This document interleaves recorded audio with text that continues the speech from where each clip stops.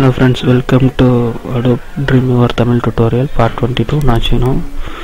நான் இதுவரையும் பார்த்தோன்னா அதாவது கிளாஸு அந்த CSS பற்றி சொல்கிறதா சொல்லியிருந்தேன். அது என்னன்ட்டு இந்த கிளாஸில் நான் சொல்ல போகிறேன். அதுக்கு முன்னால் நான் சும்மா ஒரு நியூஸ் மாதிரி எழுதுறேன்.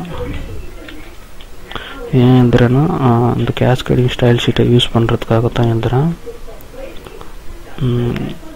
இப்போ வந்து கீழே வந்து today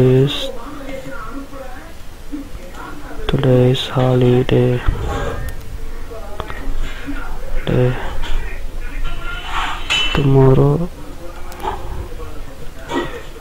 is working day. என்னடா இவன் சம்மந்தமே இல்லாத எழுதுறான்னு நினைக்காதீங்க. இது என்னோடய காலேஜ். இது இன்றைக்கி ஞாயிற்றுக்கிழமை, நாளையிலேருந்து காலேஜ் போயிடுவேன். ஸோ அதனால தான் அதை எழுதி வச்சுருக்கேன். அதெல்லாம் நியூஸாக நினச்சிக்காதீங்க. சும்மா நான் ஒரு டிசைனுக்காக. இப்போ வந்து இதுக்கு நம்ம ஸ்டைல் ஷீட் எப்படி அப்ளை பண்ணுறது அப்படின்றத பற்றி பார்ப்போம். இதுவரையும் பார்த்தோன்னா நம்ம வந்து இங்கே டார்கெட் ரூல் அப்படின்றத பற்றி நான் தெளிவாக சொல்ல கிடையாது. அதாவது நீங்கள் ஏதோ ஒன்று நேம் போட்டு சேவ் பண்ணுங்கள், அப்புறம் நான் சொல்கிறேன்னு சொல்லியிருந்தேன். இப்போ வந்து நம்ம அதை பற்றி பார்ப்போம். அதுக்கு நம்ம முதல்ல ஃபைலில் போய்ட்டு நியூ அப்படின்றதில் பார்த்திங்கன்னா CSS அப்படின்ற ஒரு blank பேஜ் வந்து நம்ம க்ரியேட் பண்ணிக்கிறோம். இந்த CSS அப்படின்றது பார்த்தோன்னா இப்போ இந்த ட்ரீம்வீவர் இல்லாத காலத்தில் HTML அண்ட் CSS இது ரெண்டும் வச்சு மட்டும்தான் வெப்சைட்டை க்ரியேட் பண்ணிட்டு வந்தாங்க. ஸோ இந்த CSS இல்லைன்னா வெப்சைட் வந்து பிளாக் அண்ட் ஒயிட்டாக மட்டுமே தான் இருக்கும். நீங்கள் வந்து இந்த ஜிமெயிலெல்லாம் யூஸ் பண்ணுறவங்களா இருந்தால் லோட் ஆகும்போது பார்த்துருப்பீங்க.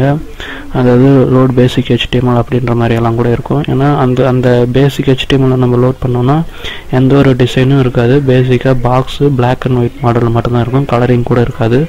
ஸோ அந்த மாதிரி டைமில் தான் இந்த இப்போல்லாம் நல்லா டெவலப் ஆயிடுச்சு. ஸோ நம்ம CSS யூஸ் பண்ணோன்னா தான் அந்த கலரிங்கெல்லாம் யூஸ் பண்ணுறதுக்காக இந்த கேஸ்கேடிங் ஸ்டைல் ஷீட் அப்படின்றத யூஸ் பண்ணுறோம். ஸோ நம்ம இப்போ வந்து புதுசாக ஒரு ஸ்டைல் ஷீட் க்ரியேட் பண்ண போகிறோம். blank CSS கொடுத்துட்டு ஓகே கொடுத்துருங்க. அங்கே பார்த்தீங்கன்னா blank ஒரு இது வந்து ஓப்பன் ஆயிடுச்சு. இது பார்த்தோன்னா இந்த மாதிரி இது வந்து நான் சாம்பிள் போன டைம் காட்டுந்து. இங்கே பார்த்தோன்னா இது தான் நம்ம இதுக்கு தான் இப்போ நம்ம CSS அப்ளை பண்ண போகிறோம். இங்கே வந்து நம்ம வந்து CSS வந்து க்ரியேட் பண்ணுறதுக்கு முன்னால் இந்த பேஜ் பார்த்தோன்னா நான் எந்த நேம் போட்டு சேவ் பண்ணல. இது நான் சேவ் பண்ணுறதெல்லாம் அப்போ வரும்போது சொல்லித்தரேன். அதுக்கு முன்னால் இப்போ பார்த்தீங்கன்னா இந்த blank பேஜில் இங்கே ரைட் சைடில் பார்த்தோன்னா கரண்ட் அப்படின்றது, அதாவது CSS ஸ்டைல் அப்படின்றதில் கரண்ட் அப்படின்றதில் இருக்கும். அதோட ப்ராப்பர்ட்டிஸில் பார்த்தோன்னா இங்கே ஒரு நியூ CSS ரூல் அப்படின்னு ஒன்று இருக்கும். இதை கிளிக் கொடுத்துடலாம். இது என்னன்னு பார்த்தோன்னா நம்ம ஒவ்வொரு டைமும் இந்த இதில் வந்து நம்ம அட்ஜஸ்ட் பண்ணும்போது, அதாவது நீங்கள் கிளாஸ் அப்படின்னு சொன்னேன், நீங்கள் சேவ் பண்ணிக்கோங்க அப்படின்னு, அதுதான் இது. இப்போ அது ஒரு புதுசாக ஒரு கிளாஸு இல்லை இங்கே பார்த்தீங்கன்னா இருக்கும். அதாவது நம்ம கிளாஸ் க்ரியேட் பண்ணுறோமோ இல்லை ஐடியா இல்லை டேக் சம்மந்தப்பட்டதா இல்லை காம்பவுண்ட் அப்படின்ட்டு.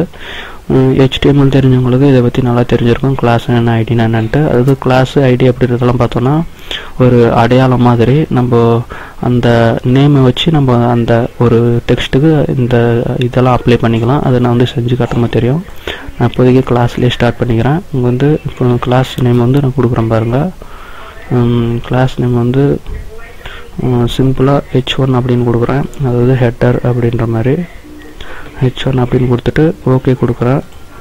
கொடுத்ததோடனே பார்த்தீங்கன்னா கேட்குது, நீங்கள் உண்மையிலே கிளாஸ் நேம் க்ரியேட் பண்ணணுமா அப்படின்ட்டு எஸ்ன்னு கொடுத்துட்றேன். அது கொடுத்ததோடனே பார்த்தோன்னா இப்போ வந்து அதாவது டெஃபினிஷன் கேட்குது. அந்த H1க்கு நம்ம என்னென்னலாம் அப்ளை பண்ண போகிறோம் அப்படின்ட்டு. இங்கே பார்த்தீங்கன்னா நிறைய இருக்குது. அதாவது பேக்ரவுண்டு, அந்த டெக்ஸ்ட்டுக்கான பேக்ரவுண்டு, பிளாக்ஸு, அந்த வித்து, அதாவது நம்ம போர்டர் பாக்ஸ் ஏதாச்சும் யூஸ் பண்ணால் அதுக்கான வித்து, லிஸ்ட்டு, பொசிஷன், எக்ஸ்டென்ஷன், அந்த மாதிரி நிறையா கேட்குது. நம்ம இப்போதைக்கு டைப்லேருந்து மட்டும் ஸ்டார்ட் பண்ணுவோம். பேசிக்காக பார்த்திங்கன்னா இதில் ஃபாண்ட் ஃபேமிலின்னு இருக்குது. அது எந்த மாதிரி ஃபாண்ட் வேணும் அப்படின்றது. இந்த கிளாஸு க்ரியேட் பண்ணுறது என்ன அப்படின்னு பார்த்தோன்னா, நம்ம இப்போ ஒரு வெப்சைட் க்ரியேட் பண்ணும்போது இந்த கிளாஸ் அப்ளை பண்ணோன்னா நம்ம ஒவ்வொரு டைமும் எழுதிட்டு இருக்க தேவையில்ல. டேரெக்டாக அந்த கிளாஸை மட்டும் அப்ளை பண்ணோன்னா முடிஞ்சிடும். நான் அதை சொல்கிறேன். இப்போ வந்து டைம்ஸ் நியூ ரோமன் அப்படின்ட்டு செலக்ட் பண்ணிடுறேன். இல்லை டைம்ஸ் நியூ ரோமன் நம்ம ஃபார்முலா இருக்கும். ஸோ நான் டொஹோமா அப்படின்றத செலக்ட் பண்ணிக்கிறேன். இங்கே வந்து சைஸ் வந்து கேட்குது, கொஞ்சம் ஒரு 24 கொடுக்குறேன். நான் அது பிக்சலில் வேணுமா சென்டிமீட்டரில் வேணுமான்னு கொடுத்துக்கலாம். ஆனால் மேக்ஸிமம் வெப்சைட்டை பொறுத்த வரைக்கும் பிக்சல் தான் எல்லோரும் யூஸ் பண்ணுவாங்க. அந்த ஃபாண்ட் வெயிட்டும் நம்ம யூஸ் பண்ணிக்கலாம். அதாவது போல்டராக வேணுமா இல்லை லைட்டாக வேணுமா அப்படின்ற மாதிரி நான் போல்டு கொடுக்குறேன். ஸ்டைல் பார்த்தோன்னா நம்மளுக்கு எந்த மாதிரி, அதாவது நார்மலாக வேணுமா இல்லை இட்டாலிக், நான் இட்டாலிக் காட்டுறேன். ஏன்னா அப்போ தான் நம்ம அப்ளை பண்ணும்போது நம்மளுக்கு கொஞ்சம் டிஃப்ரெண்ட் தெரியும். அதுபோல் இந்த வேரியன்ட்ஸ் எல்லாம் கூட இருக்குது, அதெல்லாம் நீங்கள் பார்த்து அப்ளை பண்ணிக்கோங்க. இது பார்த்திங்கன்னா ஹைட்டு அந்த இதெல்லாம் பற்றி, ட்ரான்ஸ்ஃபார்மெல்லாம் நம்ம ரொம்ப கொஞ்சம் அட்வான்ஸ் ஆனது. ஸோ அதெல்லாம் பற்றி இப்போ நம்ம பார்க்க போகிறதில்ல. கலரிங் வந்து நம்ம சூஸ் பண்ணிக்கலாம். ரெட் பிங்க் கலர், கொஞ்சம் டார்க் ரெட் கலந்து பிங்க் கலர் யூஸ் பண்ணிக்கலாம். டெக்கரேஷன், அதாவது டெக்ஸ்ட்டுக்கான டெக்கரேஷன் எந்த மாதிரி வேணும் அப்படின்றது, அதாவது டாட் மாதிரி வேணுமா, அண்டர்லைன் வேணுமா, இல்லை அதை சுற்றி லைன் வர மாதிரி வேணுமா அப்படின்ற மாதிரியெல்லாம் அங்கே இருக்குது. அதையும் நம்ம இப்போ பார்க்கலாம். நான் வந்து இப்போது இதில் வந்து அண்டர்லைன் மட்டும் கொடுக்குறேன். அண்டர்லைன் பார்த்தோன்னா லிங்க்கு கொடுப்பாங்க. ஸோ ஓவர்லைன் கொடுத்திங்கன்னா அதுக்கு மேலே வரும். பிளிங்க் அப்படின்றது பார்த்தோன்னா அந்த அது மேலே நம்ம வைக்கும்போது மறைஞ்சு வரும். ஸோ நான் இதை கொடுத்துட்டு இப்போதைக்கு ஓகே கொடுக்குறேன். பார்த்தோன்னா இப்போ வந்து அது வந்து க்ரியேட் ஆயிடுச்சு. இது க்ரியேட் ஆனதோடனே இப்போ நம்ம வந்து இந்த சைடு போனால் இந்த லெட்டர்ஸ் வந்து இப்போ மாறிடுச்சு அப்படின்னு அர்த்தம் இல்லை. பார்த்திங்கன்னா அப்படி தான் இருக்குது. அதுக்கு நம்ம லிங்க் கொடுக்கணும் ரெண்டுத்துக்கும். அது எப்படின்றத நம்ம பார்ப்போம். அதுக்கு முன்னால் நீங்கள் இதை போய்ட்டு சேவ் பண்ணிடுங்க. சேவ் பண்ணுற டைரக்டரி பார்த்தோன்னா நீங்கள் உங்களோட, நான் ஏற்கனவே சாம்பிள் டெஸ்ட் பண்ணுறதுக்காக ஸ்டைல் ஷீட் அப்படின்றத க்ரியேட் பண்ணியிருந்தேன். அதாவது அந்த இதுக்கு இந்த உங்களுக்கு நான் காட்டியிருந்த வெப்சைட்டுக்கு க்ரியேட் பண்ணுறதுக்காக. ஸோ இப்போ நான் வந்து இந்த ஸ்டைல் ஷீட் நேம் வந்து நான் சிஎஸ்எஸ் அப்படின்னு நான் கொடுக்குறேன். ஸ்டைல் 1 அப்படின்னு நான் கொடுக்குறேன். ஏன்னா அந்த நேமை வச்சு தான் நம்ம கால் பண்ண போகிறோம். நம்ம ஸ்டைல் 1ன்னு கொடுத்துட்டேன். கீழே பார்த்தீங்கன்னா அதோட ஃபார்மெட் வந்து நம்ம மாற்றணும். அதாவது சிஎஸ்எஸ்ன்றதுனால அது வந்து ஆல்ரெடி பார்த்தோன்னா சிஎஸ்எஸ் தான் நம்ம க்ரியேட் பண்ணோம். இருந்தாலும் ஒரு டைம் கன்ஃபார்ம் பண்ணிக்கிறதுக்காக சிஎஸ்எஸ்ன்னு கொடுத்துட்டு சேவ் பண்ணிவிடுங்க. .cssன்னு இருக்கும், பார்த்தீங்கன்னா தெரியும். இங்கே பார்த்தீங்கன்னா HTML, இங்கே பார்த்தீங்கன்னா CSS அப்படின்னு இருக்கும்.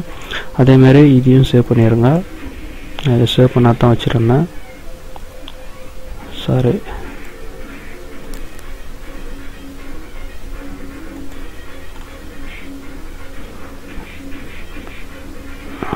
இப்போ பார்த்தீங்கன்னா நான் இந்த லெட்டர்ஸ்க்கு வந்து அப்ளை பண்ணுறதுக்கு இங்கே பார்த்தீங்கன்னா ஒரு அட்டாச் ஸ்டைல் ஷீட் அப்படின்னு ஒரு ஆப்ஷன் இருக்கும். அதாவது ஒரு கொக்கி மாதிரி, அதாவது ஒரு சங்கிலி மாதிரி. அதை கொடுத்துட்டு நம்ம கேட்கும், பார்த்தீங்கன்னா URL கேட்கும், எந்த இடத்துல இருக்குது உங்களோட ஸ்டைல் ஷீட்டு அப்படின்ட்டு. நம்ம ப்ரௌஸ் கொடுத்துட்டு நம்ம க்ரியேட் பண்ண ஸ்டைல் 1 செலக்ட் பண்ணிட்டு ஓகே கொடுத்துட்றோம். இப்போ பார்த்தீங்கன்னா மீடியா இருக்குது. நம்ம மீடியாஸ் ஏதாச்சும் யூஸ் பண்ணுறதா இருந்தால் அது வந்து நம்ம யூஸ் பண்ணிக்கலாம். ஸோ நமக்கு எதுவும் யூஸ் பண்ண போகிறதில்ல. இப்போ வந்து ஓகே கொடுத்துட்றேன். பார்த்திங்கன்னா அந்த ஸ்டைல் ஷீட் வந்து இப்போ உங்கள் வந்து டிஸ்பிளே ஆகிட்டு இருக்கும். நான் வந்து இதை செலக்ட் பண்ணிவிட்டு இப்போ அந்த ஸ்டைல் ஷீட் அப்ளை பண்ணுறேன் பாருங்கள். இங்கே பார்த்தீங்கன்னா சாரி ஒரு நிமிஷம் இருங்க. Style sheet okay.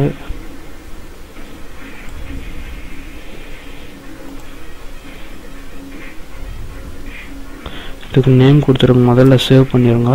New .html படத்தால் நியூன்னு மட்டும் போட்டு சேவ் பண்ணிடுங்க. இப்போ இதுக்கு வந்து நம்ம வந்து அந்த ஸ்டைல் ஷீட்டை வந்து அப்ளை பண்ணலாம்.